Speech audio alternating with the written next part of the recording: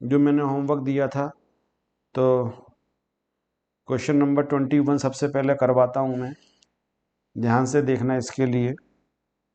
Question number 20 तक सारे questions कर लिए हैं हम लोगों ने। X owns house at Delhi whose municipal value 60,000, fair and 72,000। तो जो एक्सपेक्टेड रेंट है वो इन दोनों में हायर हो जाएगा, और हायर हो गया 72,000।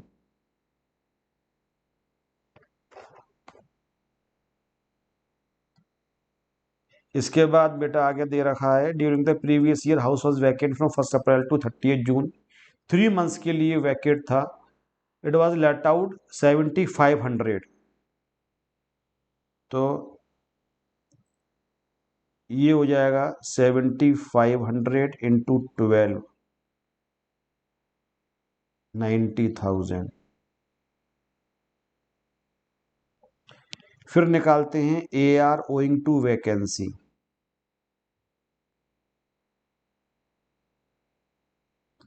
3 मंथ्स के लिए था, तो 90,000 और 22,500।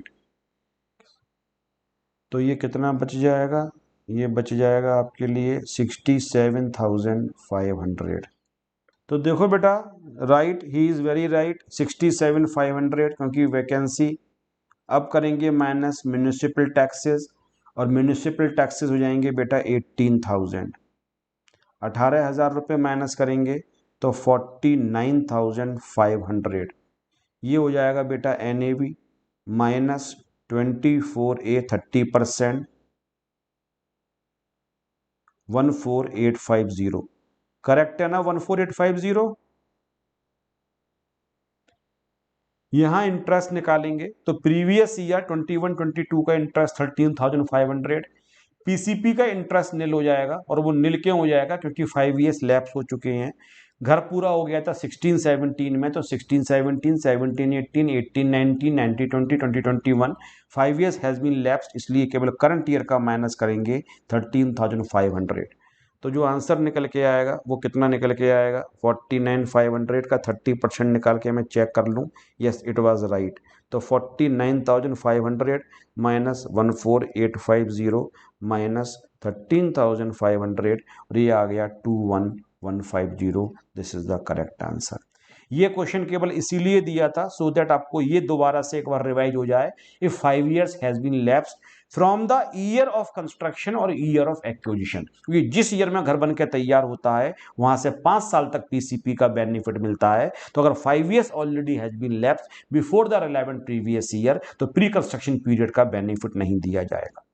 नेक्स्ट क्वेश्चन करते हैं। प्रीवियस ईयर 21-22 का इंटरेस्ट निकाल लेते हैं। लोन आउटस्टैंडिंग है, तो 2 लाख का 12% हो जाएगा 24,000।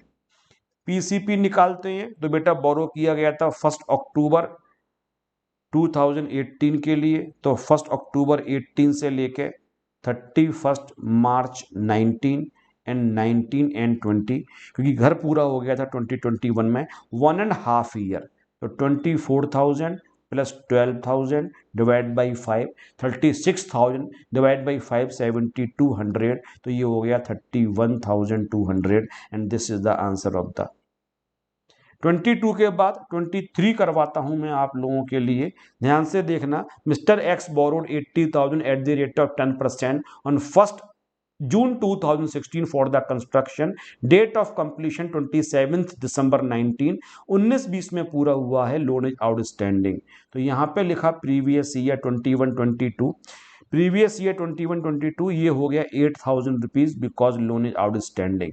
यहाँ लिखा प्री कंस्ट्रक्शन पीरियड 23 में बोरो किया गया था 1 जून 16 के लिए, तो ये हो जाएगा 31 मार्च 17। फिर यहाँ लिखेंगे 17-18, फिर लिखेंगे 18-19, क्योंकि 19-20 में पूरा हुआ है। तो 1 अप्रैल तो अप्रैल में को छोड़ देते हैं। अप्रैल में जून से शुरू हो गया, तो ये 10 मंथ्स के बराबर हो गया, और 2 ईयर्स ये हो गई। तो 1 जून क्योंकि क्वेश्चन पेपर में दे रखा है, तो जून से लेके मार्च तक के आपके 16-7 के 10 मंथ्स हो जाएंगे, और 2 साल ये हो जाएंगे। तो 8,000 रुपये इंटू 2 तो ये कर दिया जाएगा, प्लस 8,000 इंटू 10/12 कर दिया जाएगा, और इस पूरे को 5 से डिवाइड कर दिया जाएगा। 8,000 इंटू 10 डिवाइड बाई 12, बिल्कुल ठीक। इसमें ऐड कर दिया 16,000, ये हो गया 22,000, इसको 5 से डिवाइड किया, 4533 आएगा बेटा।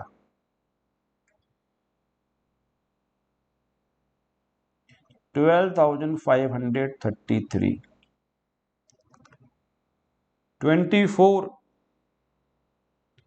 24 में वापस कर दिया था, तो previous year 21-22 he repaid the loan on 1 अक्टूबर, तो 1,20,000 रुपए बेटा।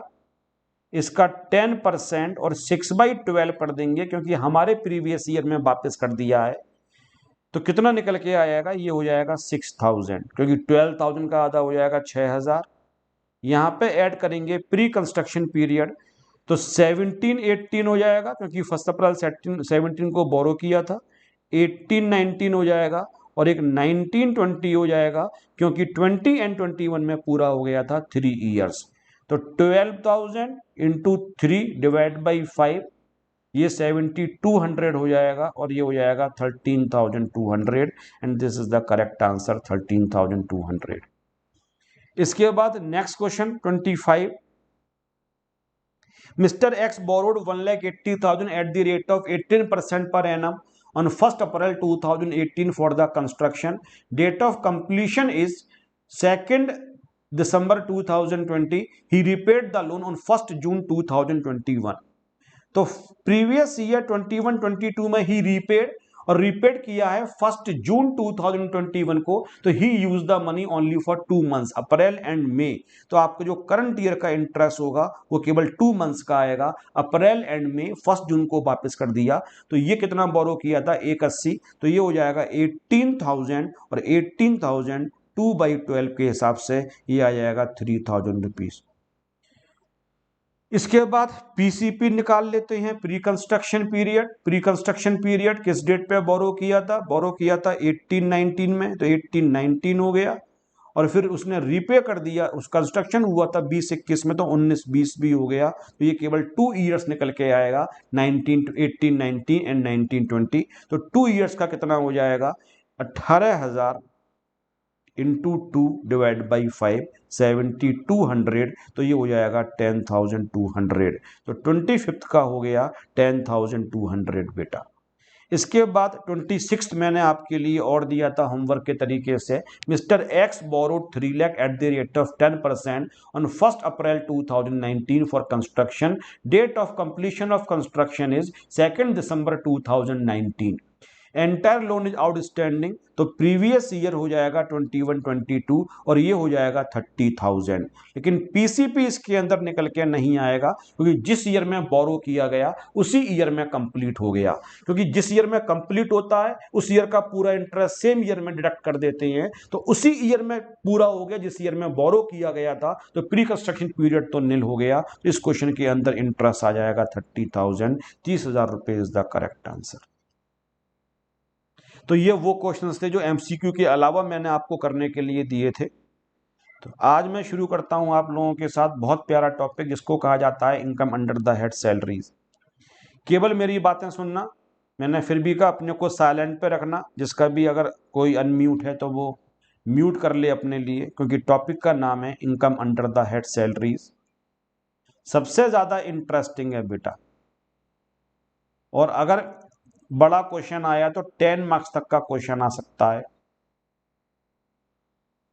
15 मार्क्स तक का आ सकता है, 2 क्वेश्चंस आ सकते हैं, एमसीक्यू साथ में आ सकता है। टोटल 20 मार्क्स तक की वेटेज भी पॉसिबल है कि 10 मार्क्स का लंबा क्वेश्चन आ जाए, 15 मार्क्स का क्वेश्चन आ जाए, 2 एमसीक्यू आ जाए, वेरी मच, क्योंकि इतना लेंथी क्वेश्चन है कि ये कुछ भी डिजर्व करता है। टॉपिक का नाम है income under the head salaries, बहुत सारी वेटेज कैरी करता है, बहुत जबरदस्त है। अगर आप कहीं जॉब करते हो और आपका एम्प्लॉय एम्प्लॉय का रिलेशन है, एम्प्लॉय एम्प्लॉय के रिलेशन पे किसी दिन मैं और आपके लिए बहुत लंबी चौड़ी डिबेट करूंगा। डिबेट क्या करूंगा, मैं अपना लेक्चर दूंगा आपके लिए कि एम्प्लॉय एम्प्लॉय का रिलेशन प्रूव किस तरीके से किया जाता है। हालांकि जो फर्स्ट क्लास थी बिल्कुल बेसिक की याद करो, मैंने कहा था what is to be done, when is to be done, how is to be done. 3 बातें अगर बताई जाती हैं तो हम ये मान लेते हैं कॉन्ट्रैक्ट ऑफ सर्विस है, और उसको कहा जाता है रिलेशन ऑफ एम्प्लॉय एम्प्लॉयर। तो जब भी एम्प्लॉय एम्प्लॉय के रिलेशन की वजह से कुछ भी मिलेगा उसको कहा जाता है income under the head salaries. मैं एक छोटा सा एग्जांपल लेता हूं और अपनी बात शुरू करता हूं। सपोज करते हैं मैं कहीं पे टीचर हूं किसी कोचिंग के अंदर, और मुझसे कहा जाता है सर कैश में आपको दिया जाएगा 40,000 रुपीज पर मंथ, और साथ में हम आपको एक कार भी देंगे ड्राइवर के साथ।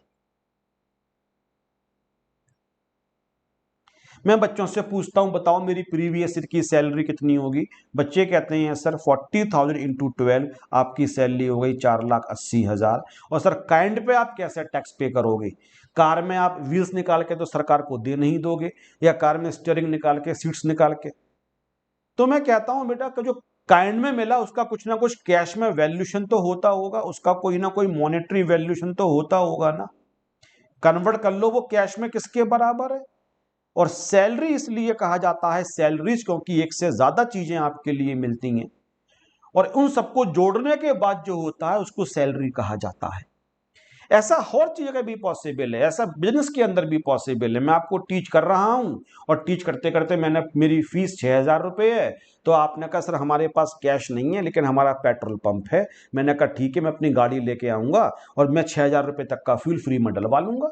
ये भी तो मेरी फीस ही हो गई। किसी ने कहा कि सर मेरे पास कैश नहीं है लेकिन हमारी ग्रोसरी की शॉप है, तो ठीक है मैं अपने घर से आ जाया करूंगा, 6,000 रुपये तक का सामान आपकी दुकान से मैं खरीद लूंगा। जो पुराने में बार्टर सिस्टम होता था, एक चीज मैं आपको दे देता हूं एक चीज आप मुझे दे दो। लेकिन जब करेंसी हमारे पास आ चुकी है, नोट चलन में आ चुका है, तो उस सिस्टम को हम क्यों एडॉप्ट करें कि मैं आपको दाल दूं आप बदले में चावल दो? ये काम क्यों करें? आप मुझे दाल दे दो, बदले में मैं आपको पैसे दे देता हूं, उस पैसे से आप कुछ भी खरीद लेना। इसलिए अब हर काम करेंसी के अंदर ही होता है। एक्सचेंज जनरली जो बार्टर सिस्टम था वो खत्म हो चुका है एज डेट के अंदर। लेकिन सैलरी एक ऐसा हेड है, एम्प्लॉयर एम्प्लॉय के लिए बहुत सारे बेनिफिट्स भी देता है।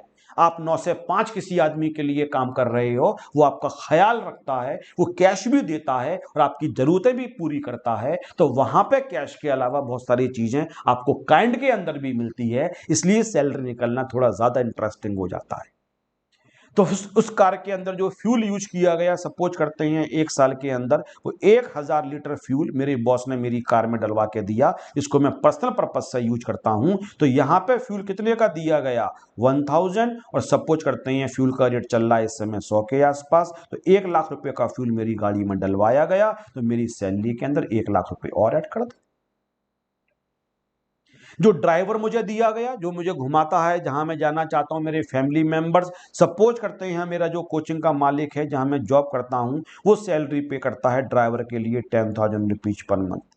ड्राइवर को यूज तो मैं करता हूं और सैलरी मेरा बॉस पे कर रहा है, तो मेरे लिए इनडायरेक्ट बेनिफिट हो गया ना देखा जाए तो। अगर मैंने ही ड्राइवर हायर किया होता, मुझे अपनी जेब से 10,000 रुपए पे करने पड़ते, तो अब मैं ड्राइवर को तो एंजॉय कर रहा हूं लेकिन कैश पे नहीं कर रहा हूं, तो मेरा बॉस जो भी पैसे दे रहा है वो मेरे लिए सैलरी बन जाएगी। इसी तरीके से सपोज करते हैं कार खरीदी गई थी 4,00,000 रुपए की, और 1 साल के बाद कार का रह जाती है वैल्यू 3,60,000 रुपए। तो कार 1 साल में कितना डेप्रिशिएट कर गई? 40,000 रुपए से डेप्रिशिएट कर गई। मैं जब भी बैच में पूछता हूं बेटा बताओ कार के रेस्पेक्ट में फ्यूल का बेनिफिट तो हो गया लेकिन कार का बेनिफिट भी तो हो रहा है, तो बच्चे कह देते हैं कार की वैल्यू के बराबर हो रहा है, जो गलत आंसर है। कार मुझे परमानेंटली नहीं दी गई है, कार मुझे यूज करने के लिए दी गई है, तो हर साल की सैलरी में 1 साल जो मैंने यूज किया वो वैल्यू ऐड की जाएगी ना। तो अगर 4,00,000 रुपए की कार थी और 1 साल के बाद 360 की रह गई, या हम ऐसा करें 1 साल में 40,000 रुपए डेप्रिशिएट कर गई, तो मुझे 40,000 रुपए का और बेनिफिट हो गया ना। क्योंकि अगर मेरी कार होती तो 40,000 रुपए का मुझे लॉस हो गया होता। कार को तो मैं एंजॉय कर रहा हूं लेकिन डेप्रिसिएशन मेरा बॉस बियर कर रहा है, तो वो मेरा बेनिफिट हो गया। तो मेरा है any benefit received by employee from the employer. किसी भी एम्प्लॉय को अपने बॉस से किसी भी तरीके का जो बेनिफिट मिलता है, फिर चाहे वो कैश में मिले, फिर चाहे वो काइंड में मिले, फिर चाहे वो टेंजिबल हो, फिर चाहे वो इंटेंजिबल हो, फिर चाहे वो विजिबल हो, फिर चाहे वो इनविजिबल हो, अगर एम्प्लॉयर एम्प्लॉय का रिलेशन है, तो जो भी आपको आपके बॉस से मिल रहा है अपने पर्सनल पर्पजेस के लिए, that is your salary. Cash में मिल रहा है तो वैसे ऐड कर दो, और काइंड में मिल रहा है तो हर काइंड की एक मॉनेटरी वैल्यूशन होता है, उस वैल्यूशन को निकालने के बाद ऐड कर दो, और जो टोटल निकल के आएगा that is called the salary income, और इस सैलरी पे आपको टैक्स पे करना पड़ेगा। और ऑलमोस्ट सैलरी एक ऐसा हेड है जिसमें इनकमिंग तो होती है, आउटगोइंग नहीं होती। मतलब इनकम तो है लेकिन खर्चे नहीं है। आप देखो हाउस प्रॉपर्टी के अंदर भी हमने 3 एक्सपेंडिचर्स माइनस करे, म्यूनिसिपल टैक्स माइनस किया, और जो अदर एक्सपेंडिचर्स थे उसके बदले हमने 30% माइनस किया, हमने इंटरेस्ट माइनस किया। अगर मैं 50 लाख का मकान खरीद के 70 लाख का बेच देता हूं तो कैपिटल गेन की इनकम होगी तो 70 लाख की नहीं होगी। उस 70 लाख को अर्न करने के लिए पहले 50 लाख मैंने खर्च करे थे, तो मेरी इनकम 20 लाख रुपए निकल के आएगी।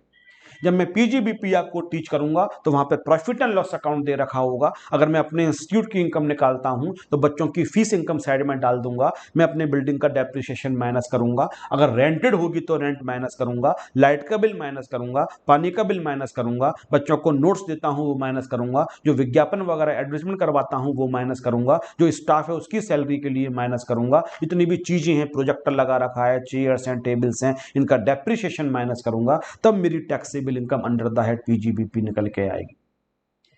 हर इनकम का कंसेप्ट ही होता है प्रॉफिट एंड लॉस अकाउंट। हमने हाउस प्रॉपर्टी के अंदर भी प्रॉफिट एंड लॉस अकाउंट बनाया, बस हमने हॉरिजॉन्टल ना बना के वर्टिकल बना दिया। अगर हम हॉरिजॉन्टल बनाए, हम इनकम साइड में डाल देते हैं जीएबी और डेबिट साइड में 3 खर्चे माइनस कर देते हैं, म्युनिसिपल टैक्सेस 30% और इंटरेस्ट, तो मेरी इनकम तब भी निकल के आ जाएगी। लेकिन जब आइटम कम होते हैं तो हम हॉरिजॉन्टल की जगह वर्टिकल बना देते हैं, लेकिन था तो वो भी प्रॉफिट एंड लॉस अकाउंट। तो कोई भी बेनिफिट मिल रहा है, what is the meaning of income? जो आपने कमाया, जिसको आप एंजॉय कर रहे हो, जो आपकी जिंदगी में कुछ भी सुख शांति लेके आ रहा है। हर पैसा आपको सुख देता है, तो जो भी आपके बॉस ने आपको दिया, लेकिन क्योंकि सैलरी में आज भी बॉस आपको कहता है देखो आप कार वैसे तो खरीद नहीं पाओगे, लेकिन हम आपको कार दे देते हैं, आपके लिए कार चलाओ। अब कार खरीदना हर किसी के बस की बात तो नहीं है, लेकिन एम्प्लॉय ये चाहता है मेरे एम्प्लॉय खुश रहे, खूब अच्छी, क्योंकि वो मुझे सुबह से शाम तक अपनी जिंदगी दे रहा है, तो बदले में उसकी जरूरतों को मैं पूरा करूंगा। जब आप बिजनेस करते हो तो अपनी जरूरतों को पूरा करने की जिम्मेदारी आपके ऊपर होती है। जब आप हाउस प्रॉपर्टी की इनकम को अर्न कर रहे हो तो उस रेंट को आप किस तरीके से खर्च करते हो, कैसे कमा रहे हो, आप जानो। लेकिन जब आप किसी के अंडर में काम करते हो तो वो काफी हद तक रेस्पॉन्सिबल हो जाता है कि तुम्हारी जरूरतों को वो पूरा करे, तुम्हारे शौक को भी साथ में पूरा करे।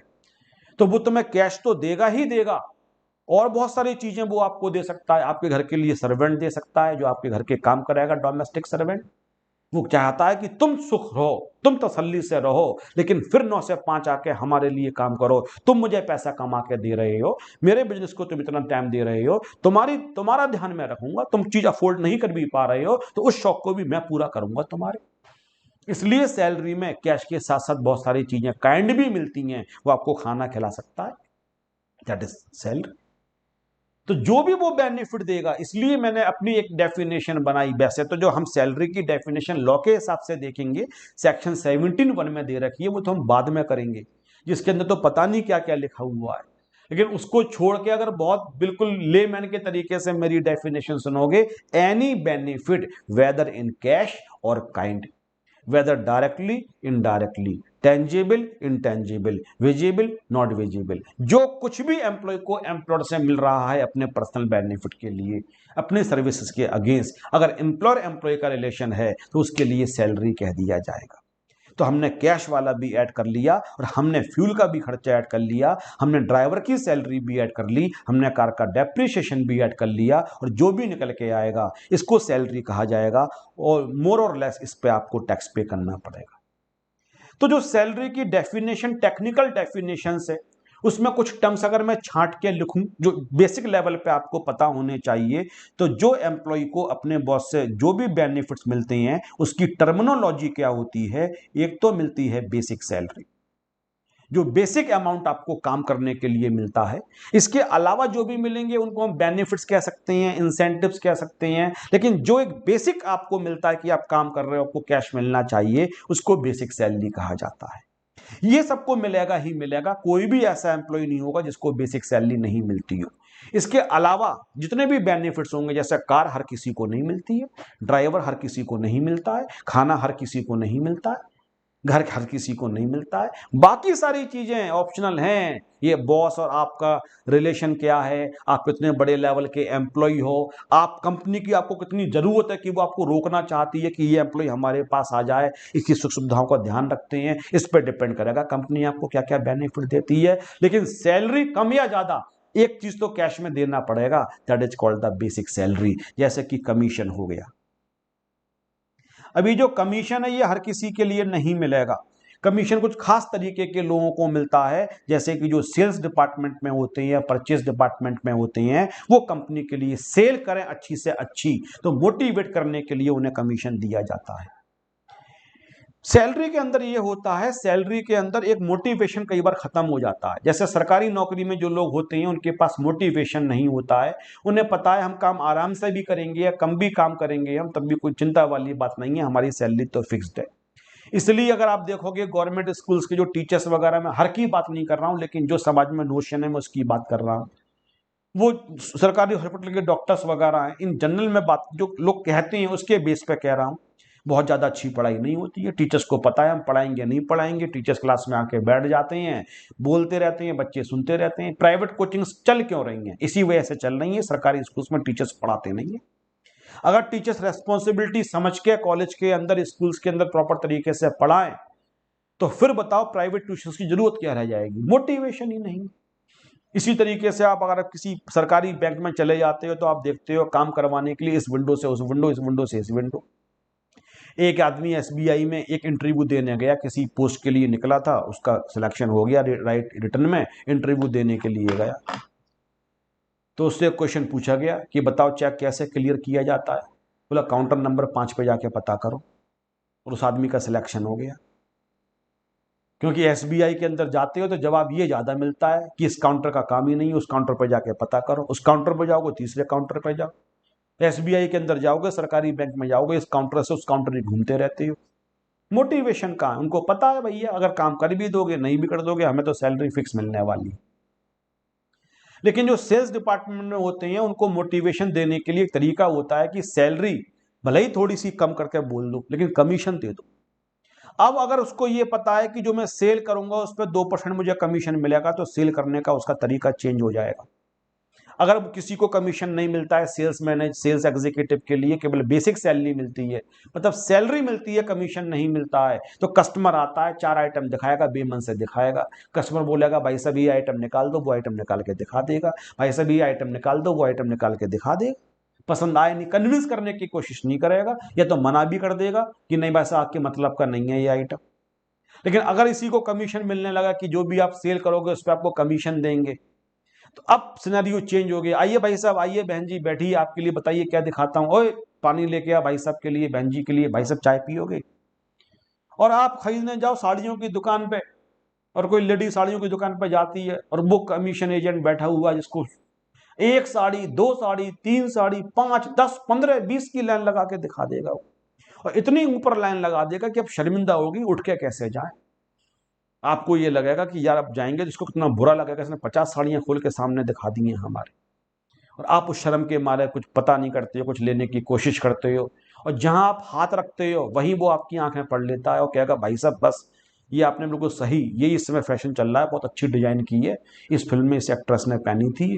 कन्विंस करने की उसे क्या फर्क पड़ता है साड़ी अच्छी है बुरी है, वो तो बेचने के लिए वो बोलेगा जो आप सुनना चाहते हो। तो एम्प्लॉयर एम्प्लॉय से काम करवाए, इसलिए कुछ ऐसी डिपार्टमेंट्स होते हैं जहां पे कमीशन देके उनके लिए मोटिवेट किया जा सकता है। तो जो कंपनी के लिए अच्छी अच्छी है, बॉस के लिए परचेजिंग करते हैं या जो सेल करते हैं, वो अच्छी परचेजिंग या अच्छी सेल करें, तो उसके लिए हो सकता है बॉस ने सैलरी पहले ही थोड़ी सी कम कर रखी हो, देने का मन 50 हो, 50 बोल के कमीशन नहीं देता, उसने सैलरी 40 बोली हो और बोला हो कि तो बाकी कमीशन के तरीके से, उसने कमीशन 10,000 रुपए कमा लिया तो पहुंचा तो 50। अब उसको ऐसा लग रहा है 10 मैंने कमाया, लेकिन बॉस के टेबल से देखोगे, अगर बॉस को तो पहले ही मालूम था मुझे 50 देना है, अगर मैं 50 पहले दे देता तो इतना काम नहीं करता। उसने बेसिक सैलरी 40 के तरीके से दे दी और 10,000 रुपए कमीशन के तरीके से दे दिया। इसी तरीके से जब किसी पे प्रॉफिट बहुत अच्छा होता है, उम्मीद से ज्यादा, तो होली दिवाली जो भी आपके बड़े बड़े फेस्टिवल्स होते हैं उस पर जनरली बॉस थोड़ा बोनस एक्स्ट्रा पैसा देता है कि हमें बहुत अच्छा प्रॉफिट हुआ। अगर प्रॉफिट में से आप हिस्सा नहीं दोगे तो डीमोटिवेट करोगे, एम्प्लॉय को पता है इतना प्रॉफिट हुआ है, दिन रात मेहनत हमने करी है। तो बोनस जब मिलता है तो वो बहुत खुश होते हैं क्योंकि उनको मेहनत का इनाम मिलता है। तो एम्प्लॉयर एम्प्लॉय के लिए बोनस भी, अपनी दुकान खोलोगे तो बोनस क्या है, कस्टमर ज्यादा आ गए वही बोनस है, फिर तो अपनी ही मेहनत होती है। लेकिन एम्प्लॉय किसी दूसरे के अंडर में काम कर रहे हो तो उसको बार बार ये एहसास दिलाना पड़ेगा, तुम मेरे अंडर में तो काम कर रहे हो लेकिन तुम्हारी जरूरतों का मैं ख्याल रखूंगा, तुम्हारी वजह से मुझे प्रॉफिट ज्यादा हुआ है तो मैं उसमें से तुम्हें हिस्सा दूंगा। उसको बोनस कहा जाता है। और बोनस, ये तीनों चीजें जनरली आपने डेली लाइफ में सुनी होंगी और जनरली ये चीजें हमेशा कैश में ही मिलती। लेकिन जो सैलरी की डेफिनेशन है उसको हम पढ़ेंगे तो हमें पता चलेगा दो अमाउंट और भी मिलते हैं और यहां से सैलरी शुरू होती है। एक को कहा जाता है अलाउंसेस और दूसरे को कहा जाता है परकेजेस। मेरी कोशिश रहेगी कि मैं पर्क्स का मतलब आपको समझा पाऊं और परकेजेस और अलाउंसेस का मतलब मैं आपको समझा पाऊं। और अगर मैं समझा पाया और आप समझ पाए तो हम दोनों की एक जीत होगी कि सैलरी हमने बहुत अच्छे तरीके से सीखा और मैं अच्छे तरीके से आपको सिखा भी पाया। अलाउंसेस का मतलब होता है आपको कैश मिले और एक पर्पज के साथ कैश मिले, फॉर ए स्पेसिफाइड पर्पज।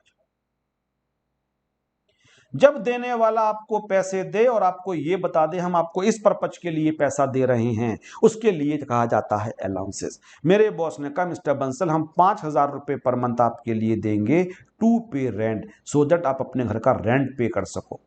हम चाहते हैं कि आप अच्छे तरीके से सुकून में रहो, तो हम आपको बेसिक सैलरी के साथ साथ, आप दूर से जॉब करने के लिए आए हो, आप दिल्ली में आए हो दूसरे शहर से, हम आपको 5,000 रुपए पर मंथ रेंट पे करने के लिए देंगे।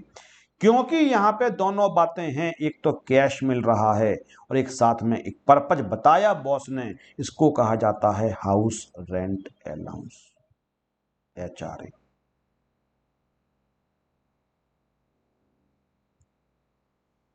अगर मेरे बॉस ने कहा बंसल जी हम 1,000 रुपए पर मंथ आपको देंगे फॉर मेडिकल ट्रीटमेंट, कभी आपकी तबीयत खराब हो जाए तो हम आपको इलाज करवाने के लिए 1,000 रुपए पर मंथ दे दिया करेंगे। देखो कैश भी मिल रहा है और किस पर्पज के लिए दिया जा रहा है। बेसिक सैलरी में बॉस ने ये नहीं कहा कि वो तो काम करना हो मुझे कैश मिलेगा, कमीशन मैंने सेल करी मेरा हिस्सा मुझे दो, बोनस बॉस को प्रॉफिट हुआ इसलिए बॉस उसमें से खुशी जाहिर कर रहा है। लेकिन बॉस बताते समय ये भी बताए इस काम के लिए दे रहे हैं, तो वो अलाउंस बन जाता है। इसको कहा जाता है फिक्स्ड मेडिकल अलाउंस।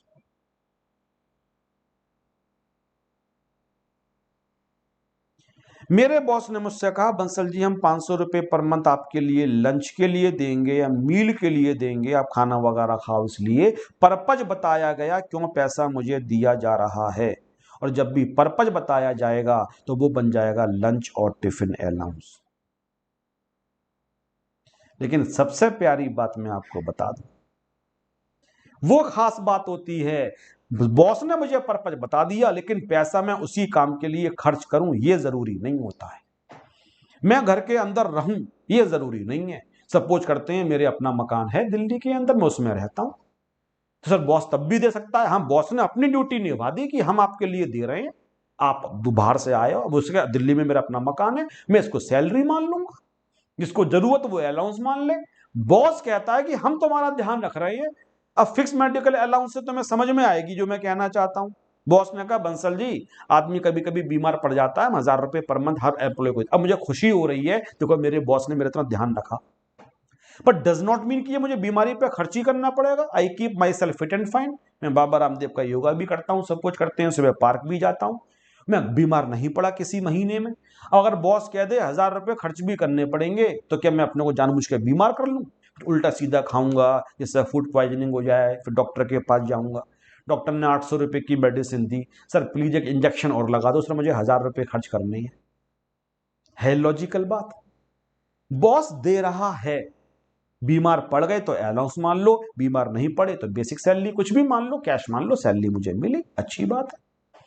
मेरे बॉस ने 500 रुपए मुझे मील के लिए दिए, मैं डाइटिंग पे चल रहा हूं, एक टाइम खाना खा रहा हूं, मैंने बचा लिए, मुझे खाना खाना था मैंने खाना खा लिया, सामने वाले ने अपनी जरूरत पूरी करी, अपनी रिस्पॉन्सिबिलिटी पूरी करी। आप हमारे अंडर में काम करते हो, हम चाहेंगे बीमारी कभी होती है तो उसके लिए पैसे हों, आप रहो शान से, हमारे लिए आप काम करो, लेकिन वो मेरी मर्जी है कि मैं किस तरीके से पैसे को यूटिलाइज करता हूं। अगर ये तीसरी बात समझ गई कि कंडीशन नहीं है कि इस काम के लिए खर्च करना पड़ेगा तो अलाउंस होता है। तो जो मैंने मेडिकल अलाउंस वाला समझाया उसमें आपको समझ में आया कि आदमी बीमार कैसे पड़ेगा, सामने वाले ने दे दिया। एक मूवी है अमिताभ बच्चन और शशि शशि कपूर, शशि कपूर तो इस दुनिया में नहीं है, अब उनकी मूवी है। तो Amitabh Bachchan does not believe in the God, उस मूवी के अंदर भगवान को नहीं मानते थे, नास्तिक थे, तो उनकी माँ उनको प्रसाद देती है और अमिताभ बच्चन लेने से मना कर देता है। तो शशि कपूर वहां आके डायलॉग बोलता है, माँ प्रसाद समझ के दे रही है तो मिठाई समझ के ले ले। अब बताओ, प्रसाद अगर आपको श्रद्धा है भगवान में तो वो आपके लिए प्रसाद बन जाता है, अगर आपको श्रद्धा नहीं होती है तो वो आपके लिए मिठाई बन जाती है। एम्प्लॉयर ने अपनी तरफ से पूरा कर दिया कि हम आपके लिए मेडिकल अलाउंस दे रहे हैं। अब अगर बीमार पड़ गए तो मेडिकल अलाउंस मान लो, बीमार नहीं पड़े तो खुशी की बात है, कैश तो आपको अपने बॉस से मिल ही रहा है। तो किसी भी खास काम के लिए अगर आपको कैश दिया जाता है और पर्पस साथ में बताया जाए, अगर मुझे मिलते हैं अपने बॉस से 2000 rupees per month for children education,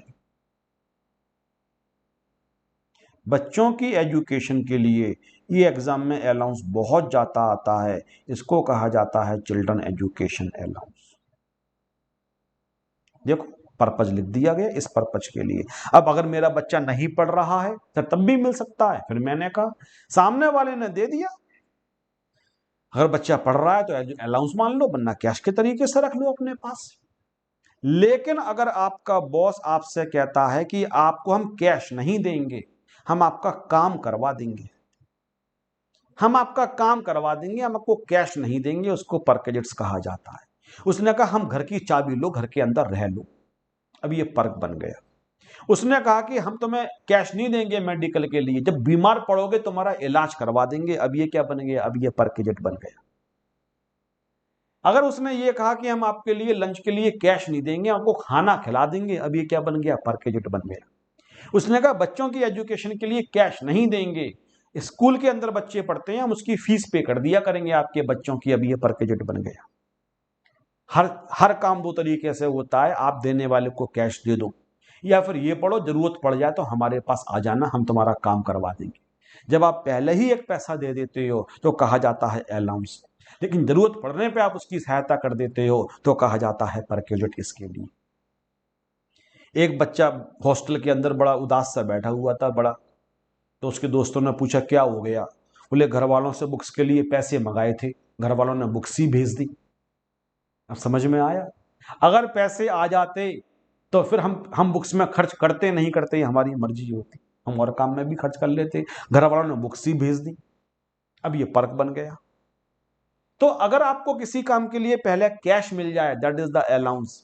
लेकिन अगर बॉस बोले जब भी जरूरत हो तब आके हमसे बात कर लेना, तब हम आपकी वो काम पूरा कर देंगे, इसलिए कई लोग इसको लिख देते हैं काइंड। ये काइंड में मिलता है, हालांकि गलत है, मैं बताऊंगा गलत क्यों है काइंड।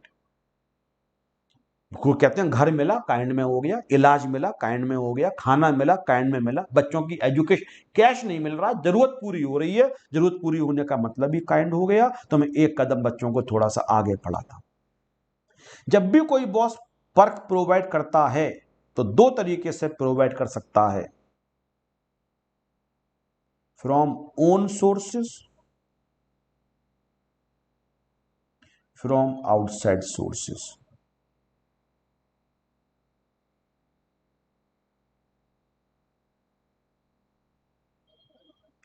अपने सोर्सेस से कहता है तो इसको फैसिलिटी भी कहा जाता है,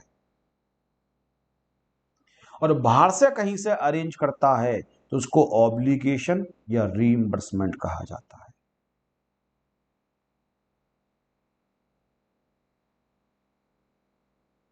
इसको कहा जाता है आपके लिए फैसिलिटी, और इसको कहा जाता है ऑब्लिगेशन या रीइंबर्समेंट। सर क्या मतलब हुआ? From own sources, from outside sources. Medical treatment, अब मेरे बॉस का अपना हॉस्पिटल है, अपना, उसमें फ्री इलाज होता है, फ्रॉम ओन सोर्सेज फैसिलिटी। इलाज होता है किसी दूसरे हॉस्पिटल में, सपोज अपोलो हॉस्पिटल में, तो उसको कहते हैं आउटसाइड सोर्सेज, और बिल मेरे बॉस ने सीधे हॉस्पिटल को पे कर दिए, इसको बोलेंगे ऑब्लिगेशन। बिल भी मैंने पहले पे करे और जो बिल मैंने पे करे हॉस्पिटल में मुझे बाद में वापस मिल गई, इसको बोलेंगे रीइंबर्समेंट। अगर मील मुझे बॉस अपने पास से, कंपनी में मील बनता है और वो मील मुझे दिया जाता है, दैट इज द फैसिलिटी। लेकिन मील बाहर से अरेंज हो तो फिर फैसिलिटी नहीं बोलेंगे। फिर दो पॉसिबिलिटी होंगी, मुझे हल्दीराम से थाली मंगा के दे दी गई, हल्दीराम का पेमेंट सीधे बॉस ने किया, ऑब्लिगेशन। मैं हल्दीराम गया, हल्दीराम में जाके मैंने खाना खाया, जो बिल बना वो बुला के बॉस को दिया, बॉस ने वो पैसा मुझे दे दिया, दैट इज द रीइंबर्समेंट। मेरे बच्चे बॉस के ही स्कूल में पढ़ते हैं, जो there is a school which is maintain और owned by the employer, my children are studying there, that is the facility, boss का स्कूल है अपने सोर्सेज से। मेरे बच्चे किसी दूसरे स्कूल में डीपीएस में, हेरिटेज में, या किसी और बाल भारती वगैरह में पढ़ते हैं, और फीस डायरेक्टली मेरा बॉस पे करता है, ऑब्लिगेशन। फीस मैं पे करता हूं, रिसीट में बॉस को दिखाता हूं, आई गेट द रिफंड, मुझे वापस मिल जाता है, that is called the reimbursement. तो बच्चे कहते हैं सर रीइंबर्समेंट में भी कैश मिल रहा है और अलाउंस में भी कैश मिल रहा है, अंतर क्या है? अंतर बहुत बड़ा है। अलाउंस में पहले कैश मिल गया, चाहे खर्च करो चाहे मत करो, और रीइंबर्समेंट में पहले पैसा खर्च करना पड़ेगा और उसके बाद उतना ही पैसा मिलेगा। ऐसा नहीं है फिक्स कैश आपके लिए मिल जाए। अलाउंस में जरूरत क्रिएट हो चाहे नहीं हो मिल जाता है, पर्क में जरूरत क्रिएट होती है, पहला खर्च करते हो फिर बाद में कैश मिलता है। लेकिन देखो पर्क भी कैश की फॉर्म में मिलाना, काइंड कहना गलत है, काइंड और कैश दोनों होता है। मेरे बच्चे चिल्ड्रन एजुकेशन अलाउंस में मेरे बच्चे नहीं है तब भी मुझे अलाउंस मिल रहा है। लेकिन अगर रीइंबर्समेंट बनाओगे तो बच्चों का पढ़ना जरूरी है, बच्चे पहले पढ़ेंगे, उनकी फीस पहले मैं पे करूंगा, और जो फीस मैं पे करूंगा वो मुझे कैश में वापस मिल जाएगी। भले ही तुम्हें कैश में मिल रहा है, लेकिन है तो वो आपके लिए पर, क्योंकि जरूरत तो पूरी की जा रही है ना। लेकिन अलाउंस में जरूरत है ही नहीं, पहले ही दे दिया गया आपके लिए। तो अगर आप अलाउंस और पर्क में डिफरेंस समझ गए तो मुझे खुशी होगी। क्वेश्चन तो इसके बिना भी सॉल्व कर लोगे आप, लेकिन अगर मैं काइंड कह के ही आगे बढ़ जाता तो भी काम चल जाता। लेकिन कैश में भी होगा पर गेजेट, लेकिन तब भी अलाउंस से डिफरेंस होगा, क्योंकि अलाउंस के अंदर नीड है या नहीं है इससे मतलब ही नहीं है, एक फिक्स अमाउंट पहले मिल गया। लेकिन पर्क में जरूरत क्रिएट होगी, फिर तीन तरीके से पूरी होगी, या तो बॉस अपने पास से कर देगा, या बाहर से अरेंज कर देगा, या बोलेगा खुद अरेंज कर लो और जो खर्चा होगा हम आपको दे देंगे। हम आपको दे देंगे, पहले नीड पूरी करो फिर हम आपको खर्चा वापस करेंगे, दैट इज द रीइंबर्समेंट। तो अगर सपोज करते हैं मुझे सर्वेंट अलाउंस मिल गया 1000 रुपए पर मंथ, और मैं घर के लिए सर्वेंट रखता ही नहीं, जरूरत ही नहीं है, घर के झाड़ू पोंछा मैं खुद कर लेता हूं, खाना खुद बना लेता हूं। लेकिन अगर मुझे पर्क बनाना है तो सर्वेंट तो अब लेना ही पड़ेगा। अब जरूरत क्रिएट हो गई सर्वेंट की। अब मेरे बॉस ने कहा देखो ये कंपनी का एम्प्लॉय है, इसको ले जाओ आपके घर के काम करेगा, ये फैसिलिटी हो गई। सर्वेंट मैंने हायर किया और सैलरी मेरा सीधे बॉस पे करता है, ये ऑब्लिगेशन हो गया। सर्वेंट मैंने हायर किया, मैं ही सैलरी पे करता हूं, और सैलरी पे करने के बाद वाउचर दिखा देता हूं, तो कोई मैंने सैलरी दी है उससे सिग्नेचर भी करवा ली है, वो पैसा मुझे वापस मिल जाएगा, that is called the perquisite. तुम उन स्टूडेंट्स में से हो अब इस समय जिनको एग्जैक्टली पता है कि अलाउंस और पर्क के बीच में डिफरेंस क्या होता है। इसके अलावा भी बहुत सारे बेनिफिट्स और मिलते हैं, लेकिन उनका जिक्र बाद में करेंगे, उनका जिक्र बाद में। इसके अलावा भी मिलते हैं, जैसे प्रोविडेंट फंड होता है, ग्रेचुटी होती है, लीव सैलरी होती है, profit and leave of salary होती है, लेकिन बेबी स्टेप्स। हाउस प्रॉपर्टी भी पहले जीएवी सीखा ना, उसके बाद हम आगे चले, पहले तो ईआरई सीखा। हाँ ये मेन अमाउंट होते हैं, मतलब इसके बाद जो अमाउंट्स होते हैं वो होते हैं, लेकिन ये 5 ऐसी चीजें हैं जिसके बिना क्वेश्चन बनेगा नहीं हमेशा। और जो कुछ भी मिलता है उसको टोटल करते हुए चलते हो, उसको कहा जाता है ग्रॉस सैलरी। और पहली क्लास में ये मान लो मोर और लेस ये हमारा आंसर होता है, इस पे हमें टैक्स पे करना पड़ता है। जो कुछ भी मिला उसको ऐड करते हुए चलो, बस हो गया। जो कैश में मिला उसको ऐड कर लो, और जो काइंड में मिल रहा है उसको कैश में कन्वर्ट करने के लिए आपको इंफॉर्मेशन दे रखी होगी। जैसे कि जो मेरी बुक है उसमें एक छोटा सा क्वेश्चन मैंने इसीलिए डिजाइन किया कि बच्चे पहली क्लास में भी ये समझ पाए कि क्वेश्चन किस तरीके का आता है।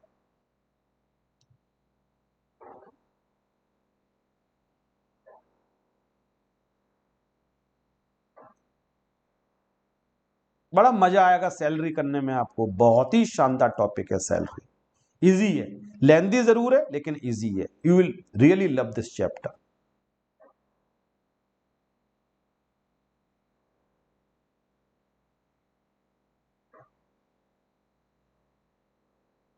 देखो ये क्वेश्चन यहीं से शुरू किया मैंने, सैलरी मैंने कंसेप्ट से शुरू ही नहीं किया। अब क्या क्वेश्चन है, basic salary 25,000 rupees per month दे रखी है इस क्वेश्चन के अंदर, कमीशन 2% ऑन द टर्नओवर, और टर्नओवर उसका 30 लाख रुपए का था, बोनस उसको 5,000 रुपये दिया गया, लंच अलाउंस 600 रुपये दिया गया, फिक्स मेडिकल अलाउंस 1,500 रुपये पर मंथ दिया गया। Salary of servant reimburse by employer, हमें लैंग्वेज से पता चल गया ये परक्विजिट है। Electricity and water bills of employee paid by employer, boss ने डायरेक्टली पे कर दिए, डिपार्टमेंट को खुद पे कर दिए, लेकिन पे कर रहा है बिल, कैश नहीं दे रहा है, पे कर रहा है, ये भी क्या हो गया, परक्विजिट हो गया। बिल पे कर रहा है, जो बिल आया वो हम पे करवा देंगे, जो तुम्हारा पानी का बिल आया हम पे करवा देंगे, ये परक्विजिट हो गया। अब कितना इजी है ग्रॉस सैलरी निकालना, बेसिक सैलरी 25,000 इंटू 12, ये तो फर्स्ट क्लास में डिसाइड किया था कि हम एनुअल बेसिस पे निकालते हैं, तो एनुअल बेसिस पे हमने क्या किया, ये हो गया 3 लाख रुपए, 25,000 इंटू 12। कमीशन 30 लाख का 2%, 60,000 रुपए निकाल दिया। बोनस 5,000, बोनस कभी भी मंथली जनरली नहीं दे रखा होगा क्योंकि पर मंथ लिखा भी नहीं है, तो 5,000। लंच अलाउंस एक महीने में 600, 12 से मल्टीप्लाई किया 7,200। Fixed medical allowance 1,200 rupees per month, 12 से मल्टीप्लाई किया 14,400।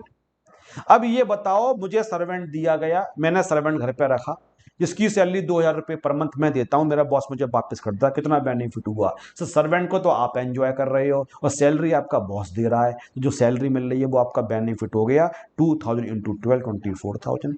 पर्क में पर्क लिखना जरूरी नहीं होता है, बस नाम लिख देते हैं सर्वेंट, बस पर्क लिखना जरूरी नहीं है, और जैसे मैं प्रेजेंट कर रहा हूं वैसे ही एग्जाम में प्रेजेंट होता है। इलेक्ट्रिसिटी एंड वाटर बिल्स, मेरे घर की लाइट तो मैं चला रहा हूं, बिल कौन पे कर रहा है, बॉस पे कर रहा है, 8,400 के बिल पे करे।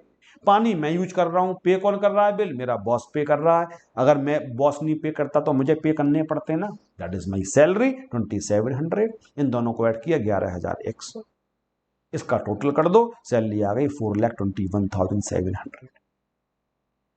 तो सैलरी इतना इजी हेड है, आप जान के ताज्जुब करोगे, मैंने एक ऐसा क्वेश्चन आपको करवा दिया जो जनरली पेपर के अंदर आता है, इसमें थोड़ी टेक्निकल बातें डाल दो, बस केवल थोड़ी सी टेक्निकल बातें डाल दो, कुछ नहीं।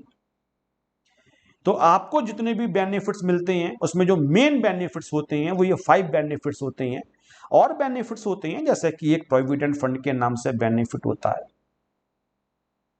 60 के बाद भी आपकी लाइफ मिजरेबल नहीं बन जाए, अच्छी रहे। आप जब जॉब कर रहे होते हो तो 60 के बाद भी आपका बॉस रेस्पॉन्सिबल होगा।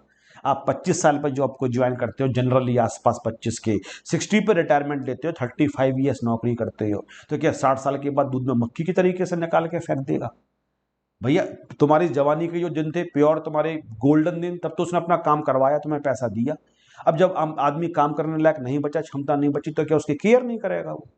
तो उस समय भी उसके पास पैसा आता रहे, इसके लिए प्रोविडेंट फंड बनाया जाता है, पेंशन का अरेंजमेंट है, ग्रेचुटी का अरेंजमेंट, बहुत सारी चीजों के। और तो प्रोविडेंट फंड में क्या होता है, फंड बनाया जाता है जो प्रोविजन, प्रोविजन का मतलब फ्यूचर के लिए अभी से कोई फंड बनाना, तो प्रोविडेंट फंड, इसमें बॉस अपनी जेब से थोड़ा पैसा डालता रहता है। हालांकि थोड़ा सा एम्प्लॉय भी कंट्रीब्यूट करता है, लेकिन वो बात की बात करेंगे हम पहले। बॉस सैलरी तो देगा ही देगा बॉस, इसके अलावा इसमें भी डालना जरूरी होता है, कई केसेस में उसके लिए मना नहीं कर सकता है वो डालने से। 2-3 हजार रुपए पर मंथ इसमें डालता है, और कब तक डालेगा, जब तक एम्प्लॉय 60 साल का नहीं हो जाएगा। तो अब एम्प्लॉय के लिए 3,000 रुपए पर मंथ भी तो मिल रहे हैं, भले ही उसके हाथ में अभी कैश में नहीं आ रहे हैं, लेकिन सैलरी तो बननी चाहिए ना, उसी के बुढ़ापे के लिए तो इंतजाम किया जा रहा है ना। लेकिन ये ऐसी बातें हैं, इन तक पहुंचने के लिए इन 6 चीजों से गुजरना पड़ेगा, 5 चीजों से, basic salary, commission, bonus, allowance, perk. अगर हम इनसे गुजर गए तो सैलरी बस मिनटों का खेल है, प्रोविडेंट फंड होता है, ग्रेचुटी। लेकिन अगर ये 5 चीजें आ गई तो बाकी चीजें 2 क्लास के अंदर निपटा दी जाएंगी। लेकिन ये अगर आपको समझ में आ गया कि इन चीजों का क्या मतलब होता है, तो ये मैंने समझा दिया। अलाउंस कैश मिल जाए किसी काम के लिए, और अगर आपको कोई चीज करने की गारंटी मिल जाती है, चाहे बॉस अपने पास से करवाए, चाहे बाहर से अरेंज करके दे, या आपसे बोले बाहर से अरेंज कर लो और पैसा हमें हमें बता देना, हम वापस कर देंगे, इसको कहा जाता है परकेजेस। अलाउंसेस हमेशा कैश में होते हैं, तो सैलरी में ऐड करने में डिफिकल्टी नहीं आएगी। पर्क मिलेगा तो वो कैश में किसके बराबर है, मेरे बॉस ने लाइट का बिल पे किया, ये तो हो गया। पर अब किसके बराबर है? 8,400 का लाइट का बिल पे किया तो उसका वैल्यूएशन 8,400 के बराबर हो गया। मेरे बॉस ने मुझे कार दी तो कार की कॉस्ट दे रखी होगी, डेप्रिसिएशन का रेट मैं बता दूंगा, 10% होता है, भी पढ़ाऊंगा पूरा कार आपके लिए, मजा आएगा। तो हमने 4 लाख का 10%, 40,000 रुपए का बेनिफिट हुआ। तो बच्चों के तरीके से बस हमें क्या करना है, हमें ऐड करते हुए चलना है। जो टोटल निकल के आएगा that is the gross salary. Gross salary में से हम कभी कभी 3 अमाउंट माइनस करते हैं। वो हम क्यों करते हैं या कब करते हैं, ग्रॉस सैलरी तक पहुंचने के बाद बताऊंगा, लेकिन it is called the gross salary and this is the definition of the salary, no doubt. देखो आगे। तो बेटा ये जो 3 चीजें होती हैं ये तो फुली टैक्सेबल होती हैं, basic salary, commission, bonus, these are always fully taxable. Salary में इसके आगे कुछ भी नहीं लिखा हुआ है इनके बारे में, बस ये लिखा हुआ है कि ये सैलरी का हिस्सा है। तो सैलरी का हिस्सा है तो इस पर टैक्स पे करो, ये फुली टैक्सेबल है। लेकिन हम अलाउंसेस को पढ़ते हैं,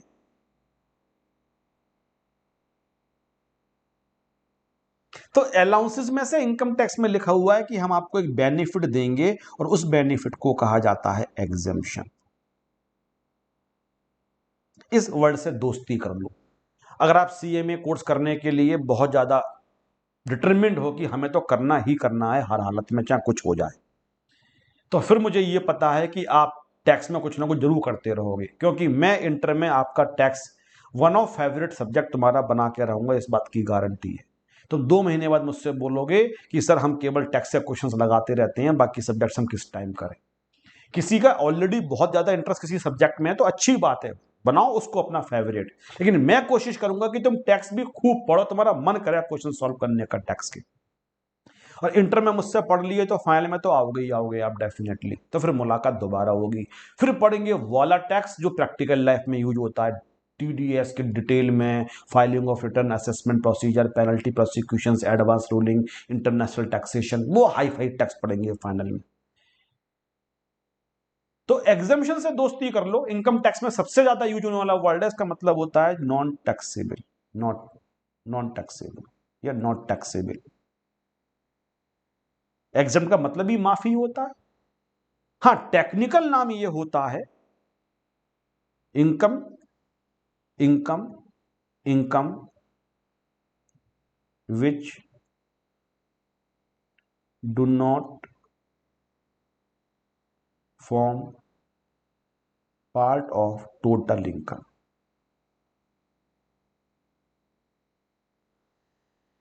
जो इनकम टोटल इनकम का हिस्सा नहीं बनती है, which do not form part, जो टोटल इनकम के अंदर ही नहीं आई, इसका मतलब उस पर टैक्स पे नहीं करना है।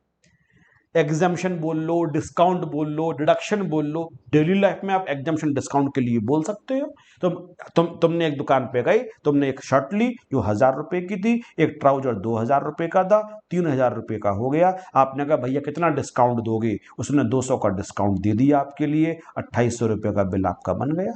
आप डिस्काउंट की जगह वर्ड बोल दो भैया कितना एग्जाम्प्ट करोगे, बस सही वर्ड है, यूज कर सकते हो। हालांकि बहुत परफेक्ट वर्ड नहीं है, लेकिन एग्जाम्शन का मतलब ही माफी होता है। एग्जाम कर दो हमें इस चीज से। अगर आपका भगवान करे सबका ग्रुप निकले, किसी बच्चे का ग्रुप नहीं निकल पाया, लेकिन किसी पेपर में 60 या 60 से ज्यादा नंबर आ गए, तो वो पेपर एग्जाम्ट हो जाता है। एग्जाम्ट का मतलब अब उस पेपर को अगली बार देने से आपको माफी मिल जाती है। अब बाकी 3 पेपर दोगे, लेकिन वो पेपर आपको देने की रिक्वायरमेंट नहीं है, क्योंकि 60 नंबर लाके आपने ये प्रूव कर दिया कि उस सब्जेक्ट में आपकी मास्टरी हो चुकी है। अब आपको उस पेपर को दोबारा देने की रिक्वायरमेंट नहीं है, तो वहां हम एग्जाम्शन वर्ड यूज करते हैं। तो इसको हम एग्जाम्शन कह सकते हैं। बताओ, पूरे बिल के अमाउंट में जो इंक्लूड नहीं है उसको डिस्काउंट बोलेंगे, बिल में जो अमाउंट है उसमें जो अमाउंट इंक्लूड नहीं है उसको डिस्काउंट बोलेंगे। 2,800 रुपए में कितना इंक्लूड नहीं है, 200। इसीलिए इस लैंग्वेज को मैं बहुत पसंद करता हूं, इस वाले लैंग्वेज के लिए। वो इनकम जो टोटल इनकम के अंदर इंक्लूड नहीं होती है। तो अगर कोई अलाउंस 1,000 रुपए पर मंथ मिला और 500 रुपए उसमें से एग्जेम्प्ट है, तो 12,000 में से 6,000 रुपए माइनस कर दिया, तो 6,000 रुपए तो टोटल इनकम के अंदर जाएंगे, लेकिन 6,000 रुपए टोटल इनकम के अंदर नहीं जाएंगे। तो बताओ, टोटल इनकम में कितनी इनकम को इंक्लूड नहीं किया गया, 6,000। तो 6,000 क्या हो गया, एग्जेम्प्ट हो गया। तो इनकम टैक्स में जो टेक्निकल डेफिनेशन लिखी है, वो इनकम जो टोटल इनकम तक नहीं पहुंच पाती है। साधारण शब्दों में नॉन टैक्सेबल, जिस पर टैक्स पे नहीं करना है, जो टोटल इनकम पे नहीं पहुंचेगा। तो अब जो 200 रुपए का डिस्काउंट है, दो तरीके से बोल सकते हैं, कितना पैसा नहीं देना है, 200 डिस्काउंट हो गया, या जो बिल का हिस्सा नहीं बना, वो प्राइस जो बिल का हिस्सा नहीं बना, कितना, 200 डिस्काउंट।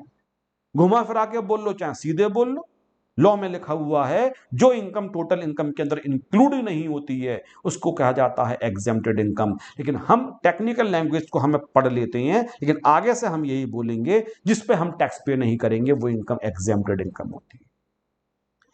तो मैं सरकार से पूछता हूं कि सरकार एग्जम्पशन दोगे, तो बोले हाँ, हम अलाउंसेस को दो कैटेगरी में डिवाइड कर रहे हैं। एक होगा पार्टली और fully exempted allowance, partly and और fully exempted allowances।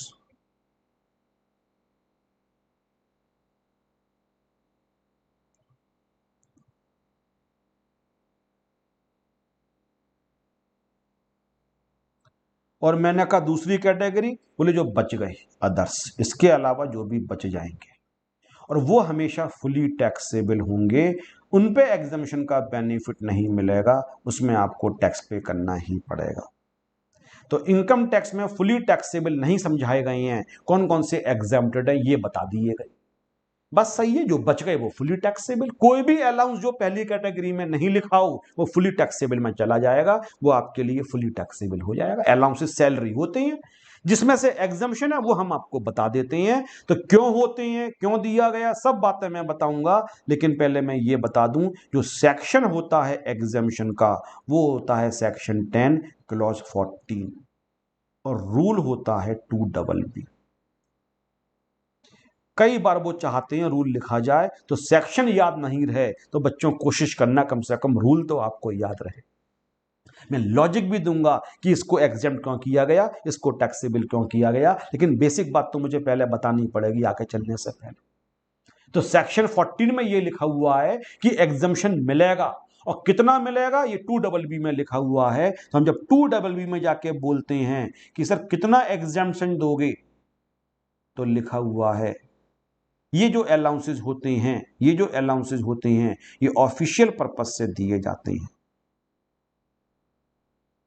Official purposes to perform official duties, इसके लिए अलाउंस दिए जाते हैं और इसमें से एग्जम्पशन का बेनिफिट मिलता है। और एग्जम्पशन कितना लिखा हुआ है, 2BB, एक्चुअल अमाउंट यूटिलाइज्ड, इनकल्ड या स्पेंड, अच्छा वर्ड है, इससे मैं स्पेंड लिख देता हूं, spend for official purposes. Office जिस पर्पज के लिए अलाउंस मिला उस पर्पज को मीट आउट करने के लिए तुमने जो भी पैसा खर्च कर दिया। इतनी सब बातों से जरूरत क्या है, सीधे एग्जाम्पल देके समझाता हूं और सब कुछ समझ में आ जाएगा। पहले एग्जाम्पल से टूर और ट्रैवलिंग अलाउंस, बस इस पे कंसंट्रेट करना कि ऑफिस के काम से दिया गया है, ये ऑफिस के काम से है। अब सारी बात एक झटके में आपको समझ में आएगी। मेरे बॉस ने कहा बंसल जी मैं बहुत बड़े पोस्ट पे हूं और मुझे मीटिंग करने के लिए हर जगह जाना पड़ता है, मैं दिल्ली में पोस्टेड हूं और मेरी कभी मीटिंग चंडीगढ़ के अंदर होती है, कभी बेंगलोर मुझे जाना पड़ता है, कभी मुझे मुंबई जाना पड़ता है, कभी मुझे जयपुर जाना पड़ता है, मीटिंग में जाता रहता हूं। ये लोग सेल्स में होते हैं, उन्हें ऑर्डर लेने के लिए कभी चंडीगढ़ जाना है, कभी बेंगलोर ऑर्डर लेने डिलीवरी देने जाना है। ये लोग क्योंकि शहर से बाहर जाते रहते हैं तो उन्हें एक अलाउंस मिलता है जो कि कहा था tour and travelling allowance, office के काम से जा रहे हैं। तो जो ऑफिस के काम से इन्हें कैश मिलता है, मेरे बॉस ने कहा बंसल जी हम आपको 5,000 रुपए पर मंथ देंगे फॉर ट्रैवलिंग पर्पजेज। अब देखो कैश भी मिल गया, पहले ही मिल गया, और बॉस ने पर्पज बता दिया travelling purposes, that is called the tour and travelling allowance. अब किसी महीने में बाहर गया ही नहीं, कोई ऑर्डर आया ही नहीं, देखो खर्चा नहीं हुआ, लेकिन तब भी बॉस देता रहेगा, हम आपको 5,000 रुपए देंगे, जब जरूरत पड़े तब चले जाना, जरूरत नहीं पड़े तो कैश मान के रख लो। ऑर्डर ही नहीं आया तो मेरी क्या गलती है, 5,000 रुपए पूरा का पूरा बच गया मेरे पास। तो पहले तो मैं ये प्रूव कर रहा हूं कि ये अलाउंस क्यों कहा जा रहा है, कैश मिल गया, पर्पस के लिए मिला और जाने से पहले ही मिल गया, चाहे मुझे जाने की जरूरत पड़ती है या जाने की जरूरत नहीं पड़ती है, therefore it is called the allowance. अब काम की बात करते हैं, ऑफिस के पर्पस से मिला। सरकार ने कहा बंसल जी जितना भी खर्च कर दोगे, एक्चुअल अमाउंट इनकर्ड, ये बस ध्यान रखना, और किस लिए, जिस काम के लिए मिला उसके लिए जो भी अमाउंट खर्च कर दोगे वो हम आपके लिए माफ कर देंगे। 5,000 इंटू 12, 60,000 रुपए एक साल के अंदर मिला। कुछ भी खर्च नहीं किया तो फुली टैक्सेबल। लेकिन सपोज करते हैं कंपनी ने कहा बंसल जी आपको जाना पड़ेगा चंडीगढ़, चंडीगढ़ जाओ और मीटिंग है, 2 दिन की मीटिंग अटेंड करके आओ। मैंने कहा ठीक है मैं जाता हूं, ऑफिस के काम से जा रहा हूं। अब सपोज करते हैं मैंने कि जाने की चॉइस मेरे पास है, खर्चा बॉस कह नहीं सकता कि इसी तरीके से करोगे। बॉस को लगता है कि 5,000 रुपए में आया जाया जा सकता है, और मैंने क्या किया, पंजाब रोडवेज की बस पकड़ ली, केवल 400 रुपए जाने का, 400 रुपए आने का, बस इतना खर्च किया मैंने। 400 जाने का, 400 आने का, तो 800 और 12, 9600 रुपीज मैंने केवल खर्च किया। तो मुझसे असेसिंग ऑफिसर ने कहा खर्चा बताओ कितना कर दिया, मैंने कहा 9,600। बोले ये एग्जेम्प्ट हो गया और आपको 50,400 रुपए पर टैक्स पे करना पड़ेगा। तो क्वेश्चन पेपर में खर्चा दे रखा होगा। सपोज करते हैं मैं बस से नहीं गया, मैंने कि सौरभ बंसल तुम बस से जाओगे, नहीं मैं तो स्टैंडर्ड वाला एम्प्लॉई हूं, मैं रेल से जाऊंगा और मैं कम से कम 3rd AC से जाऊंगा, AC 3 से जाऊंगा मैं रिजर्वेशन करवा के अपना। 1,500 रुपए जाने के, 1,500 रुपए आने के, 3,000 रुपए टिकट एक में लगा और हर महीने में जाता हूं सपोज करते हैं, और मैंने 36,000 रुपए एक साल में खर्च कर दिया। तो इनकम टैक्स कहेगा 24 पर टैक्स पे कर दो, 3600 खर्च कर दिया। अब एग्जम्पशन क्यों मिल रहा है ये भी समझ लो भैया, खर्चा मैं जब ऑफिशियल पर्पज से कर रहा हूं तो मैं क्यों टैक्स पे करूं, बस ये लॉजिक है इसके अंदर। कौन सा इसके अंदर रॉकेट साइंस है। What is the meaning of income, जो आपको जॉय दे, जो आपको बेनिफिट दे, जो आपकी जरूरतों को पूरा करे। अगर मैंने 60 में से 36,500 अपने बॉस के लिए खर्च कर दिए तो बताओ मुझे कितना बेनिफिट हुआ, 24 का। 36,000 रुपए का तो मेरा बॉस एंजॉय करेगा, मीटिंग में जाके जो भी बेनिफिट होगा वो मेरा बेनिफिट है, मेरे बॉस का बेनिफिट है। मैं तो सैलरीड एम्प्लॉय हूं, जो पहले सैलरी मिलती थी बाद में उतनी सैलरी मिलेगी।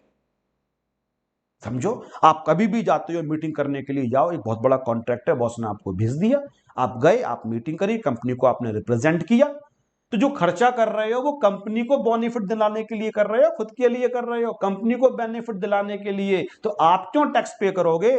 चंडीगढ़ आप जाना ही नहीं चाहते थे, चंडीगढ़ कौन बोला जाओ, बॉस ने बोला जाओ, तो मैं क्यों टैक्स पे करूं भैया। हाँ, बॉस ने समझा 60,000 रुपए खर्च हो जाएंगे और मैंने खर्च कर दिए 36,000, और मैंने 24 जेब में सरकार लिए, अपने लीगली बचाए मैंने। सरकार कहती है अब ये 24 तो तुम्हारे हो गए ना।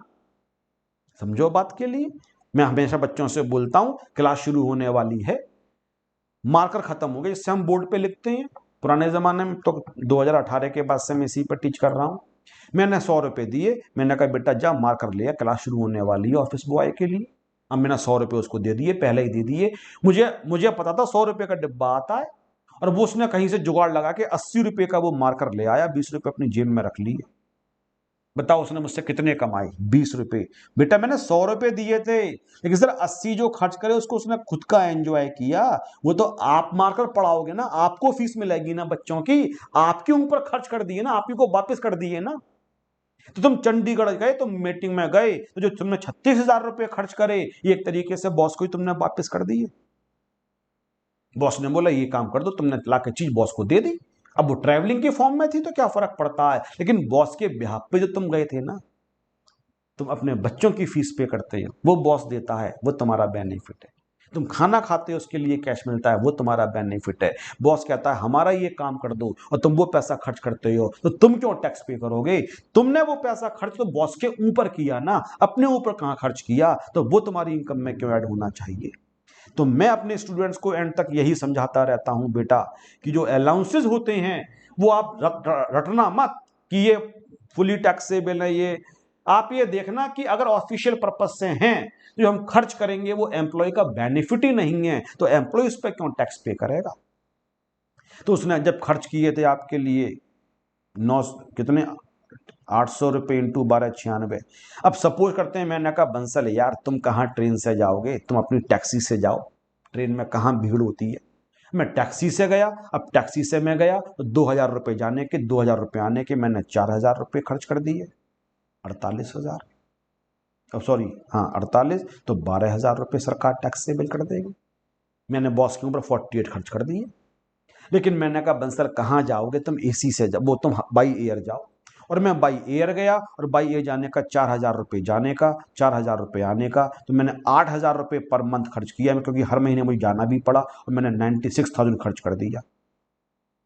तो एग्जम्पशन केवल 60,000 रुपये का मिलेगा। सर आपने बॉस के ऊपर खर्च तो 96 कर दिया, क्यों कर दिया? जब बॉस ने बोला कि 60 तक के तुम हैसियत के एम्प्लॉय हो, बॉस ये मानता है कि इस एम्प्लॉय के लिए हम 5,000 रुपये तक का देंगे, भैया हर को उसके लेवल का पैसा मिलता है ना।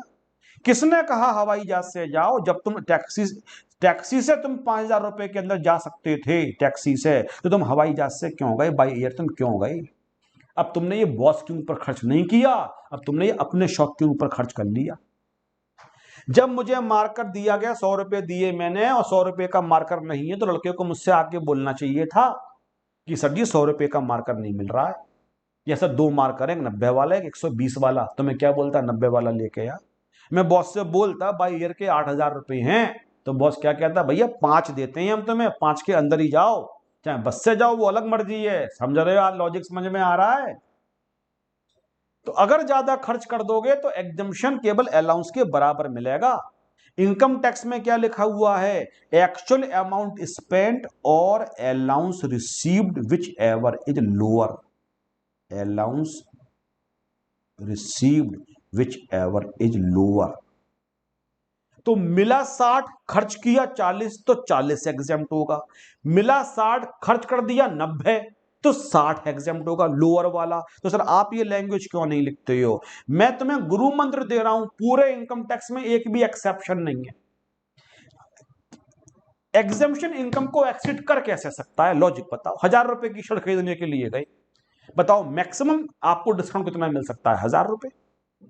दुकानदार बस क्या कह सकता है, भाई साहब मजा आ गया, आप बड़े अच्छे इंसान हो, बड़ा मीठा बोलते हो, आप क्या पैसे लेने हैं आपसे, फ्री में ले जाओ, 100% डिस्काउंट है। लेकिन 1,200% डिस्काउंट तो नहीं देगा ना, 120%, 1,200 तो नहीं देगा। इसका मतलब भाई साहब दुकान शर्ट फ्री में ले जाओ, 200 रुपये भी ले जाओ मेरी जेब से। कोई बच्चा मुझसे कहता है कि सर हम फाइनेंशियली थोड़े से इकोनॉमिकली थोड़ी कंडीशंस डाउन है, क्या हमें डिस्काउंट मिल सकता है? क्या इतने बच्चे पढ़ते हैं, बच्चा फ्री में पढ़ लेगा, कौन सी आफत है? हाँ बेटा कोई बात नहीं, अगर पढ़ने का मूड है, पढ़ना चाहते हो तो फ्री में पढ़ लो, मेरी 10,000 रुपये फीस है, तुम फ्री में पढ़ लो। नहीं सर मुझे 12,000 रुपये का डिस्काउंट दे दो, मतलब मैं उसको 2,000 रुपये दे के अपनी जब से रिक्वेस्ट करूँ कि बेटा मुझसे पढ़ लो। इतने बुरे दिन तो नहीं आते हैं किसी के। तो सरकार ये कहती है एग्जम्पशन इनकम से एक्सीड। बॉस ने जब 5,000 रुपये तुम्हें दिए, तो तुम्हें 5,000 के अंदर काम चलाना चाहिए, 5,000 रुपये के अंदर। बॉस ने सोच समझ के दिए थे, इतने का तुम्हारा खर्चा होना चाहिए था। हाँ ये अलग बात है, तुमने खर्चे पर डिपेंड नहीं किया, पहले ही दे दिया, लेकिन तुम्हें 5 के अंदर खर्चा करना चाहिए था। ज्यादा करोगे तो एग्जम्पशन इनकम के बराबर होगा, उससे ज्यादा कभी नहीं मिलेगा। डेली अलाउंस, तो जब ऑफिस के काम से बाहर जाते हो तो टूर एंड ट्रैवलिंग अलाउंस तो मिलता है आपके लिए ट्रैवलिंग के पर्पज से, लेकिन जो डे टू डे एक्सपेंडिचर्स होते हैं उसके लिए डेली अलाउंस। ऑफिस के काम से बाहर हो तो ये खर्चा भी तो ऑफिस के काम से ही हो गया। तीसरा अलाउंस होता है कन्वेंस अलाउंस। केवल 6 अलाउंस उस कैटेगरी में लिखे हुए हैं, ओनली 6 अलाउंस। अब कन्वेंस अलाउंस का मतलब ये हो गया कि अपने ही शहर में, टूर एंड ट्रैवलिंग का मतलब हो गया दूर जाना, डिस्टेंस दूसरे शहर में। लेकिन अगर ऑफिस के पर्पज से अपने ही शहर में आप मूवमेंट करते हो, जो लोग लोकल सेल्स मार्केटिंग वगैरह करते हैं, ये चीज बेच दी इस दुकान पे, वो चीज बेच दी, या खरीदते हैं चीजें अपने बॉसेस के लिए, लोकल अपने ही शहर में जो लोग कम्यूट करते हैं, आते जाते हैं ऑफिस के काम से, उनके लिए कन्वेंस अलाउंस मिलता है। तो अगर बॉस ने बोला ये वाला काम करे आओ, लाजपत नगर तक चले जाओ और ये काम है, वो 2,000 रुपये फिक्स देता है। 2,000 रुपये मुझे तो पर मंथ दूंगा, मैं आपके लिए कहीं भी भेजूंगा उसके लिए 2,000 रुपये पर मंथ दूंगा।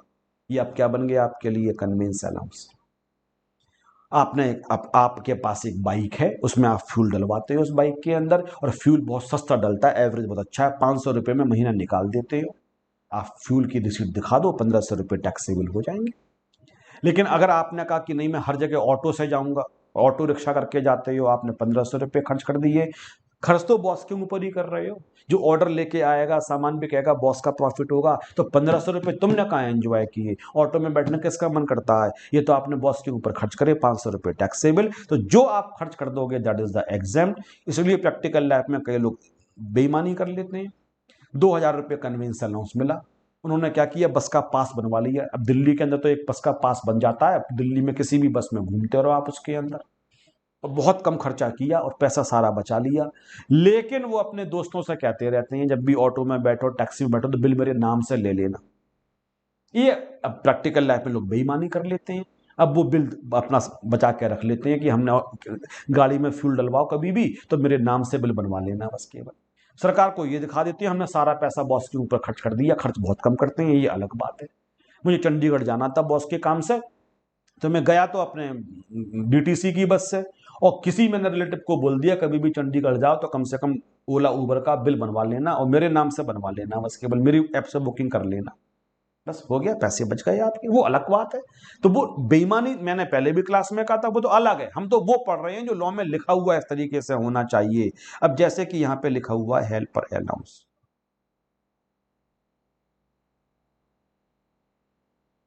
अब मैं ऑफिस में काम करता हूं, बहुत हेक्टिक है, बहुत सारा काम मुझे करना पड़ता है। जो ऑफिस का सर्वेंट है वो 50 जगह बिजी रहता है, तो वो मेरा काम बहुत लेट करता है और मुझे अब एक सर्वेंट चाहिए। तो कंपनी ने कहा मिस्टर बंसल हम आपको 4000 रुपये पर मंथ देंगे, आप अपने लिए हेल्पर रख सकते हो अगर आपको जरूरत पड़े तो। जरूरत नहीं पड़ती है, 4000 रुपये मेरी सैलरी मान लो, मैं खुद काम खुद ही निपटा लेता हूं। लेकिन बहुत लोड आ गया, ऑफिस के एम्प्लॉय से काम नहीं होता पे ऑन से, तो मैंने अपने लिए अपने लिए एक हेल्पर रखा, 3000 रुपये पर मंथ पे रखा। ऑफिस में मुझे फोटो कॉपी करवाने, जो भी काम मुझे करवाने, अकाउंट्स बनवाने, वो सारा मुझे बना के देता है पर्सनली। बताओ मुझे कितना बेनिफिट मिला? सब बच्चे कहते हैं 4000। मैं कहता हूं क्यों सर, जो आपने सैलरी दी उसको आप ही तो एंजॉय कर रहे हो, मैं कुछ भी एंजॉय नहीं कर रहा हूं। काम तो ऑफिस का ही करवा रहा हूं, बस मुझे उस काम को निपटाने के लिए एक डेडिकेटेड एम्प्लॉय मिल गया बस केवल। काम मेरा एक भी नहीं कर रहा है, क्योंकि मैं ऑफिस के काम ही तो उसको करवा रहा हूं ना सारे के सारे। तो अगर ऑफिस के काम करवा रहा हूं तो अल्टीमेट बेनिफिट तो बॉस को मिल रहा है ना। इसीलिए मैं हमेशा यहां पे अपने बच्चों को पढ़ाता हूं और बच्चे खुश होते हैं उस बात को जान के। इस कैटेगरी में एक अलाउंस आएगा, सर्वेंट अलाउंस। अब सर्वेंट वर्ड हो जाता है डोमेस्टिक। मेरे बॉस ने कहा बंसल जी हम आपके लिए देंगे 4000 रुपये पर मंथ, आपको जरूरत पड़े तो अपने लिए आप एक सर्वेंट रख लेना। पहले ही दे दिए, रखूं नहीं रखूं इसलिए अलाउंस है। मैं अब हैप्पीली अनमैरिड, मैंने कितनी बार बोला हुआ है। अब मुझे लगता है सुबह सुबह ऑफिस जाता हूँ, क्लास लेने के लिए जाता हूँ, तो खाना वगैरह बना नहीं पाता हूँ। ऐसा करते हैं एक कुक रख लेते हैं, और मैंने 3000 रुपये पर मंथ पे बात करके एक कुक रख लिया। अब बताओ मुझे बॉस से कितना बेनिफिट हो रहा है? अब 4000 रुपये पर मंथ का बेनिफिट से 3000 रुपये आप खर्च कर रहे हो ना, अपने ऊपर ही तो खर्च कर रहा हूं। जो सर्वेंट खाना बना के दे रहे हैं, कुक खाना बना के, वो मुझे ही तो खाना बना के दे रहे हैं ना। तो मैंने 3000 रुपये ये भी एंजॉय किए, और जो 1000 रुपये बच गए वो भी कैश में एंजॉय करे। रूल याद कर लो, अगर खर्चे का बेनिफिट बॉस को मिल रहा है, खर्चे का बेनिफिट तो एग्जाम्प्ट कर दो। और खर्चे का बेनिफिट अगर एम्प्लॉय को मिल रहा है या उसके पास पूरा कैश बच रहा है तो वो फुली टैक्सेबल हो जाएगा। कौन सी बड़ी बात है इसके अंदर? हेल्पर अलाउंस एग्जाम्प्ट क्यों हुआ? सारा वो मेरा मेरा एम्प्लॉय जरूर तुम्हें लग रहा है, लेकिन है तो कंपनी के काम करने के लिए। मेरा कौन सा बेनिफिट हुआ? लेकिन ये मेरे घर की सफाई करता है, मेरा खाना बनाता है, और जो मुझे जरूरत होती है वो पूरी करता है। तो अगर मैं खुद खाना बनाने के लिए लगता तो मुझे 3000 रुपये अपनी जेब से पे करने पड़ते। मैं पे कर रहा हूं लेकिन मेरा बॉस मुझे पे कर रहा है, दैट इज माई सैलरी, उसमें मुझे टैक्स पे करना पड़ेगा। तो सर्वेंट अलाउंस फुली टैक्सेबल होता है, लेकिन यहां पे जो लिखा हुआ है हेल्पर अलाउंस, इसमें बेनिफिट मिल जाएगा एग्जाम्पशन का। जैसे कि मैंने लंच अलाउंस अभी एक क्वेश्चन जो करवाया था, उसमें फिक्स मेडिकल अलाउंस मैंने दिया था। हाँ सर दिया था। मुझे 1000 रुपीज पर मंथ मिलते हैं अपने बॉस से मेडिकल ट्रीटमेंट के लिए, और 1000 रुपये, और किसी महीने एम्प्लॉय बीमार पड़ गया और 300 रुपये उसने खर्च कर दिए इलाज करवाने में। बताओ कितना बेनिफिट हुआ सर? 1000 रुपये का 300 रुपये। अगर वो तो अपनी रेस्पॉन्सिबिलिटी है ना इलाज करवाना। अगर बॉस नहीं देता और बीमार पड़ता तब भी तो 300 रुपये डॉक्टर की फीस जाती ना। हाँ वैसे चंडीगढ़ वो नहीं जाता, कन्वेंस अलाउंस की जरूरत क्या है, बॉस भेजेगा तो चाहिए, लेकिन बीमार पड़ने पे इलाज करवाना तो पर्सनल जिम्मेदारी है ना। तो अगर बॉस ने 1,000 रुपए दिए और 300 रुपए इलाज में खर्च भी हो गए, तो लेकिन सरकार कहती है बेनिफिट तो 1,000 का हुआ, इसलिए ये फुली टैक्सेबल हो जाएगा। जैसे कि लंच अलाउंस मैंने दिया था, लंच या टिफिन अलाउंस,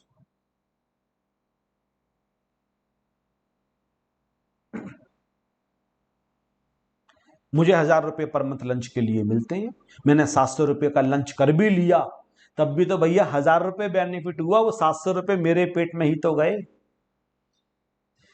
तो उस कैटेगरी को बाद में चलाएंगे। इसके बाद जो यहाँ पे फिफ्थ अलाउंस आता है, उसको कहा जाता है यूनिफॉर्म अलाउंस। अगर यूनिफॉर्म के लिए आपके लिए कुछ मिले, यूनिफॉर्म, मेरे बॉस ने कहा मिस्टर बंसल 12,000 रुपए पर एनम देंगे, यूनिफॉर्म खरीद लो और मेंटेन कर लो।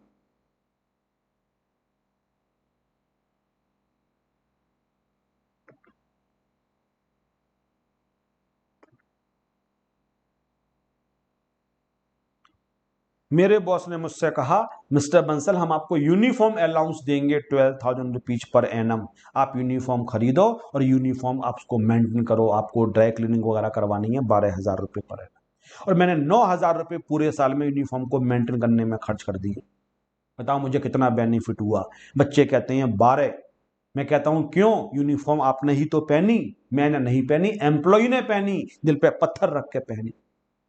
यूनिफॉर्म कभी भी आप अपने लिए नहीं पहनते हो, एक डिसिप्लिन के लिए पहनते हो, ऑफिस के लिए पहनते हो, ऑफिस के कल्चर के लिए पहनते हो, अपने लिए कभी नहीं पहनते हो यूनिफॉर्म। आप समझ रहे हो बात के लिए मैं कहना चाहता हूँ। 12th पास करने की खुशी उतनी नहीं थी, इतनी खुशी इस बात की थी अब यूनिफॉर्म की जगह कॉलेज जाएंगे तो मनपसंद कपड़े पहन के चले जाएंगे। यूनिफॉर्म पहनना कौन चाहता है।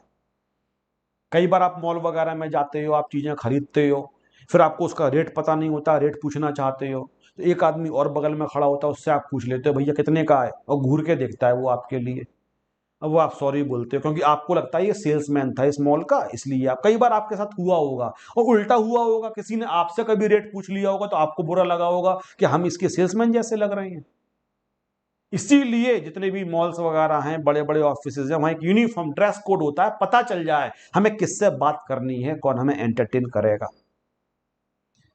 एक काम करने की फीलिंग आती है उसके अंदर।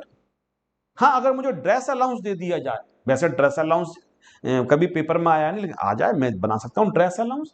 मनपसंद कपड़े खरीदो, 12,000 रुपए पर एनम देंगे, जो चाहो वो खरीदो, खरीदो मत खरीदो, इसलिए तो अलाउंस हो गया, पहले ही मिल गया। मैंने 9,000 रुपए के अपने फेवरेट कपड़े खरीद लिए, बताओ मुझे कितना बेनिफिट हुआ। 12,000 कपड़े भी तो मैंने अपनी पसंद के खरीदे जो मुझे पर्सनल बेनिफिट देंगे।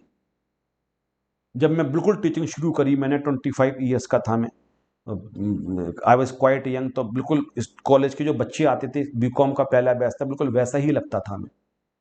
तो एक बार क्या हुआ, बैच शुरू होने से मैं जल्दी पहुंच गया कोचिंग में, तो मैं सबसे आगे वाली, और ऑफिस वगैरह खुला नहीं था, क्लासरूम केवल ओपन था, वहां जाके मैं बैठ के एक नॉवेल कैरी कर रहा था, मैं हमेशा कैरी करता हूँ नॉवेल वगैरह, वो पढ़ रहा था।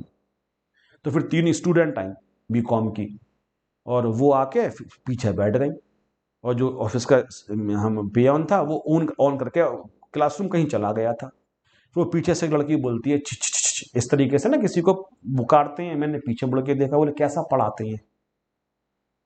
अब मुझसे मैं भी जीन्स और टी शर्ट्स पहन के गया था, बिल्कुल उन्हीं की एज का लगता था।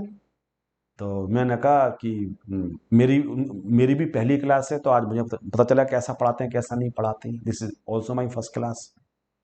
तो चुप हो गई वो, मैं क्लास के बाहर चला गया। फिर उस बैच में करीब 70-80 स्टूडेंट्स थे, जब क्लास पूरी भर गई, और 2 क्लास उस बैच की हो चुकी थी ऑलरेडी, वो तीसरी क्लास में आई थी, लेकिन मैंने बोल दिया ये मेरी पहली क्लास है, क्योंकि मैं बोलता तो वो कुछ अजीब सा लगता उन्हें कि देखो टीचर से हमने पूछ लिया। फिर जब बच्चे सारे हो गए तो मैं क्लास में आके खड़ा हुआ, अब मैंने पढ़ाना शुरू किया। अब उनको काटो तो खून नहीं। अब वो स्टूडेंट्स आगे की 3-4 क्लास तक नजरें ही नहीं मिला पाई मुझसे, मुझसे ही पूछ रही थी कैसा पढ़ाते, और मैं ही टीचर निकला उनका। और 3-4 क्लासेस तक बेचारी बिल्कुल चुपचाप नीचे मुंह करके पढ़ती रही, उन्होंने कभी कुछ ना आंसर दिया, ना हाँ ना में कुछ। फिर मैं कंफर्टेबल कर लेता हूँ बच्चों से बात करके, बेटा क्या कर रहे हो, कहाँ के रहने वाले हो, और इंटरेक्शन पहले मैं काफ़ी करता था बच्चों से, तो उनको किया। फिर उसमें से एक स्टूडेंट सीएस किया उसने, आज वो क्वालिफाइड सीएस है, प्रैक्टिस करती है अपनी, उसमें से एक लड़की, बाकी भी कुछ ना कुछ कर रही होंगी। क्यों हुआ ऐसा? क्योंकि मैं टीचर जैसा लग ही नहीं रहा था। अब मैं उस एज पे भी अगर अपना पूरा कोट पैंट वगैरह टाई लगा के गया होता तो उनको लग जाता कि स्टूडेंट तो ऐसे आके नहीं बैठा होगा, यही टीचर है। तो यूनिफॉर्म के कई बार बेनिफिट होते हैं, आपको पता चल जाता है कि अच्छा ही इज द पर्सन, इससे हमें बात करनी है, एक रुतबा आपका बनता है। तो यूनिफॉर्म हमेशा ऑफिशियल पर्पज से होता है। और जो ड्रेस होती है वो आप पर्सनल ड्रेस अलाउंस के नाम से कभी मन किया तो मैं कोई क्वेश्चन दे दूंगा, आप फुली टैक्सेबल कर देना। तो यूनिफॉर्म आप ऑफिस के लिए पहनते हो, इसलिए उसके लिए माइनस किया जाए। और सिक्स और आखिरी अलाउंस अच्छा हुआ है रिसर्च अलाउंस। एक्ट में केवल इन्हीं 5 को ऑफिशियल पर्पज से माना गया है, बस 6 को, सॉरी। तो किसी भी तरीके की ऑफिशियल रिसर्च, बॉस रिसर्च होती है और आपके लिए एक पैसा मिलता है, जब भी रिसर्च करनी होगी तो इस पैसे में से आप रिसर्च करोगे। तो आप जो भी खर्च करते हो, रिसर्च का बेनिफिट किसको मिलेगा? बॉस को मिलेगा, आपको तो नहीं मिलेगा वो पैसा। इसलिए इसको कहा जाता है ऑफिशियल पर्पज से। और जो भी खर्च कर दोगे वो एग्जेम्प्ट हो जाएगा, जो बच जाएगा वो टैक्सेबल हो जाएगा। तो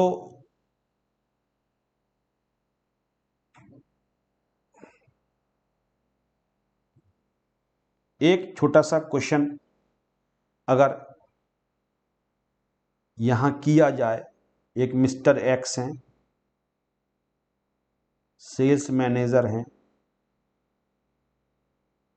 ऑफ रिलायंस इंडिया लिमिटेड। वो कहते हैं प्रीवियस ईयर के अंदर मेरी जो बेसिक सैलरी है बेटा वो है 30,000 per month.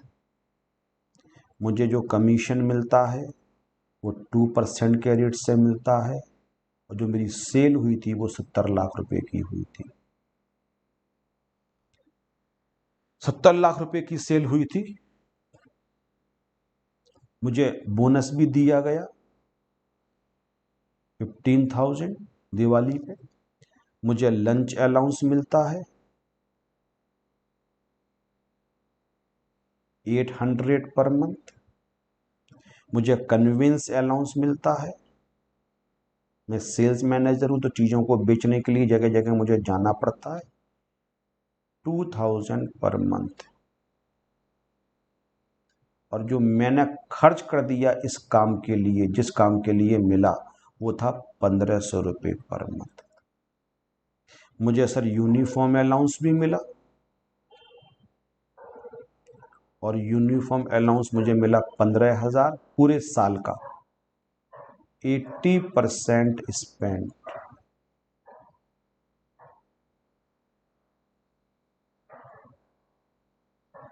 For the maintenance of uniform. और सर इसके साथ मुझे एक सर्वेंट अलाउंस भी मिला,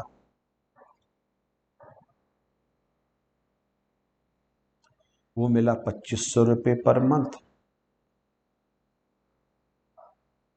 ही hired A cook eight the rate of 1,500 per month, और उसने 1,500 रुपये पे कुक के लिए हायर कर लिया।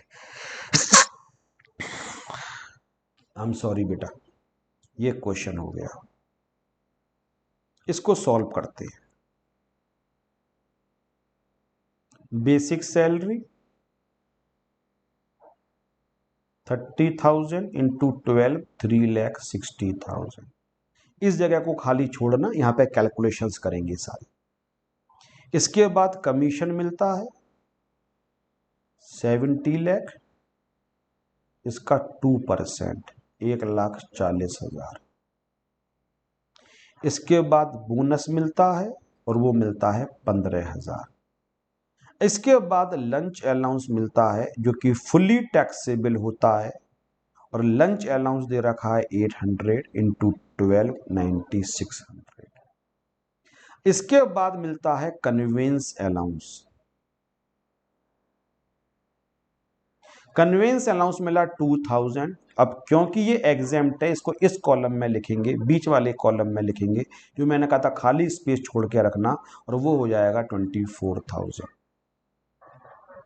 यहां से बच्चों लोगों माइनस करेंगे exemption under section 10, 14 rule 2BB। कितना खर्च कर दिया? 1,500 रुपये पर मंथ। 1,500 इंटू 12, 18,000 खर्च कर दिया, तो आपका 6,000 रुपये टैक्सेबल हो जाएगा। फिर लिखेंगे यूनिफॉर्म अलाउंस,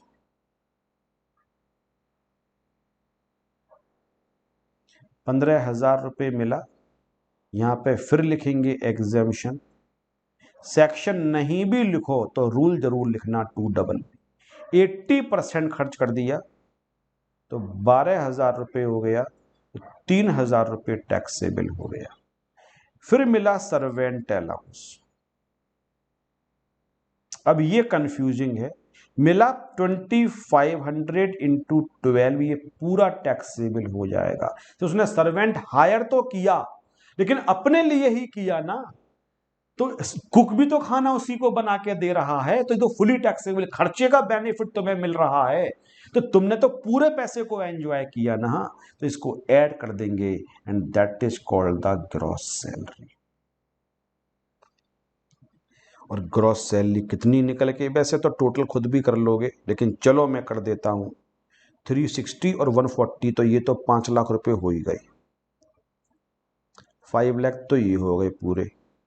हाँ जी, प्लस 15,000 ऐड कर दिया, प्लस 9600 कर दिया, प्लस 6000 कर दिया, प्लस 3000 कर दिया, और प्लस 30,000 कर दिया, और ये आ गया बेटा 5,63,600। सैलरी में तुम्हारी मास्टरी करवा दूंगा मैं, तुम्हारे 15 नंबर दिलवा के रहूंगा, पूरी कोशिश करूंगा, लेकिन I need your cooperation. Classes को मिस मत करना, बस केवल सैलरी हो ही नहीं सकता है कि आप समझ में नहीं आया आप गलत करके आओ, इम्पॉसिबल।